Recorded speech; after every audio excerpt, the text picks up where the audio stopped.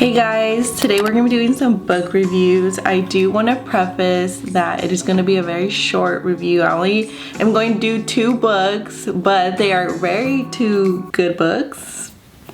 Yeah, that sounded good. But anyways, let's get into this video. So the first book I want to talk about is called Educated by Tara Westover. And also if I'm looking down, it's because I'm looking at my laptop for my notes.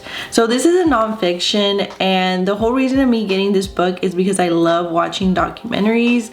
I haven't read any books in like years. I know that sucks. I actually do love reading. I just never made the effort. So I thought if I loved, documentaries, then I would love a nonfiction book, and I was right. So this book in particular is about a girl who grows up in a very extremely religious Mormonism family. They don't believe in the government, so her dad doesn't really encourage her to go to school, and they also don't believe in medicine. So any Western medicine, they do everything natural. So with that being said, I'm gonna go over some of the pros and cons that I loved and disliked about this book. I think it gives a very different perspective on Mormonism that doesn't revolve around the church. And what I mean by this is maybe I just haven't read enough books, but I feel like when you watch a documentary, especially about a subject like Mormonism, it is very much about the church itself. They go very detailed into it, meaning like they go into how many hours they spend praying, or about the clothes they wear, or about things they can or can't eat, about their relationships they have with one another, things like that. And so with this book, even though yes, it is about how Mormonism affected her life, it's never really about the church. We never see her go to actual church. They maybe mention it here and there. It's more about really her life at home with her dad, about her family in general. So like I said in the beginning, her dad doesn't really believe in getting an education, so for a long time she doesn't go to school, and so we kind of see how that affects her over time. Luckily, I'm going to try not to spoil too much, but in the book she eventually does go to school. That's why it's called Educated. She sees one of her brothers go to college, and so that reinforces the idea in her brain that she can actually go to college as well and escape this life. Another thing that I really enjoyed, like I said, even though throughout the book you're kind of getting the hint that she doesn't want to live this life, she never puts down Mormonism itself. And even though I don't know a lot about Mormonism, I really appreciate the fact that it wasn't just like a beat down on Mormonism. It wasn't putting Mormonism itself down. I feel like she gave a perspective of this is simply what happened, and even though I don't have those beliefs, it is not my place to judge people who do. And I really appreciated that, because I feel like a lot with, like I said, I'm not Mormonism, but it kind of was nice to see Mormonism not be put down so much, because I know it's like the butt of a lot of jokes and all that. So I really appreciated that. So number 1 pro. Now moving on to my second pro. It's a very short read, and I wish I had the book with me because I could show you, but it's about like this thick, and there's enough spaces, between the words and the lines. In my opinion, I feel like it was a very good introductory book into reading, like getting back into the flow of reading. It wasn't daunting, to look at, and overall, I think it was a good short read.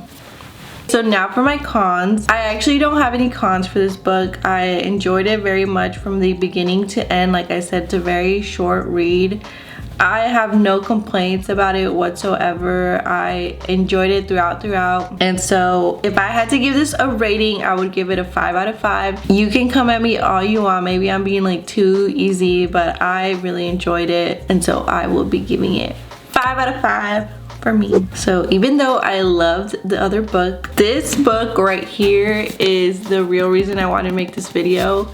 If you have read this book, you understand, like, I almost have no words right now because it's so hard to explain this book and like the way it makes you feel, and like I don't even know where to start, but we're gonna start. So this book, it's called A Little Life, and by the cover itself, I think you can see what kind of book we're gonna be dealing with. Author of this book is Tanya, I don't know how to say her name correctly, Yanagihara. This is a fiction book, thank the Lord. So this book is about 4 guys who meet in college, and basically all move to New York, and you kind of get to see, you know, how they progress in life and how they grow up together and yada yada yada. So we're gonna focus on the main character, which his name is Jude, and Jude basically is a foster kid from the get-go.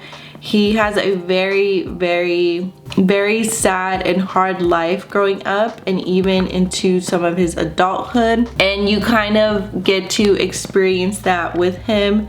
If you don't know, this book is kind of controversial, and we're gonna get into that. So let me get into some of the pros that I have for this book. Number 1, spoiler alert, but not spoiler alert, it does not have a happy ending. Clearly by this it does not have a happy ending. I think 99% of people would agree. But with that being said, I actually appreciate the fact that it doesn't have a happy ending. I think so many books and so many stories, we just naturally as human beings want to see a happy ending. But I think in real life, which I think this is kind of mimics people's real lives, not everybody gets a happy ending. And that seems so cruel to say, but I think it's true. I think some people are genuinely not happy. They're not. I just appreciate the fact that she chose to end the book the way she did, because as sad as it is to say, I feel like that is very much the reality of some people's lives, and I think that should be respected. So that's my opinion. So I'm about to skip to one of my cons. So if you don't know anything about this book, it deals with sexual abuse and self-trauma, and a lot of it. And I was a little taken aback because the whole reason I got this book is because I searched it up on TikTok. I specifically wanted a book to make me cry, and so I searched up like sad books or books that will make you cry, and this was on a lot of the lists. But what I don't appreciate about this book being on those lists is that they did not put a trigger warning. And I know that sounds so dumb, but this book is very intense. When I'm talking about sexual abuse, I'm talking about all those different things that like we don't like to think about, and it goes very much into details about the situation. And like I said, we see him as a child growing to adult, and so we go through all these experiences with him, and they are very detailed and very graphic. And so I feel like as a reader, as a person, if you're ever going to recommend this book, you need to tell people like trigger warning. If you have dealt with sexual abuse or self-harm, like, I don't think you should be reading this book, because I think it will very much trigger you. People need to have more responsibility when recommending this book, is what I'm trying to say. Because I feel like in a lot of these videos they made it look all cutesy and shit, and that it was just gonna be a regular little sad book, and it's not. So since we're in the cons, another con I have for this book, for whatever reason, in the first like 100 pages, she's very descriptive. So a lot of the guys are very artsy and are into art, and so that's very much incorporated throughout the story. But in the beginning, for whatever reason, she goes super detailed into how the bedroom looks, about the type of art they're looking at. And yes, that's nice for a little bit, but I almost didn't want to keep reading because I thought the whole book was gonna be like that, and I was like, this book is not for me. Like, it started getting boring and repetitive. So I will say that in the beginning it's very much slow, but if you go past that, you can read through it. So I'm gonna go back to one of the pros that I like about this book. Considering all the violence that the book has, me personally, I really haven't dealt with any of those issues, but I feel like it gives very much a real perspective on how that affects a person and the thoughts that go into their brain. I feel like we really get to know Jude and understand why he may act a certain way, because we're seeing his thoughts, right? And so I think sometimes outside looking in, we may not understand people when they go through these types of abuse and why maybe they act the way they act or self-harm. And with the thoughts he has, it just better helps understand, at least to me, why they do the things they do. Even though this is a fiction book, I think it gave me a good understanding of that, and I appreciate that. So all in all, even with everything being said, I still very much enjoyed the book. If I had to give it a rating, I would give it a 4.5 out of 5, and the only reason I wouldn't give it a 5 out of 5 is because of the beginning. Like I said, I generally thought I wasn't going to like it because of the beginning, but you know, when you push through it ended up being a really good book. But with that being said, if I ever recommend it like I am here, just know this very much can trigger you and will. Okay, it deals with sexual abuse and self-harm. So if you think you can't handle those things reading in a book, I would not recommend this. But if you do, I do think this is a book worth reading. It is a lot. I don't know if you can see, but like I'm like just trying to show you, it is a lot of reading. This book is thick, so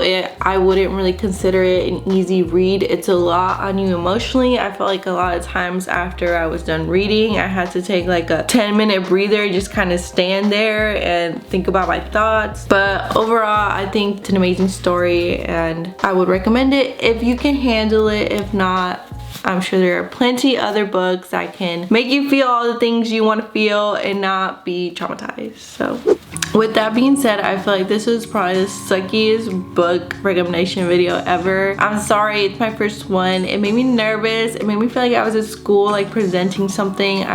I don't know if I made sense, but hopefully I did. I love these books and I hope you guys enjoyed this, and please subscribe. I will see you next time. I'm posting videos weekly and I hope you guys have a good day. Bye.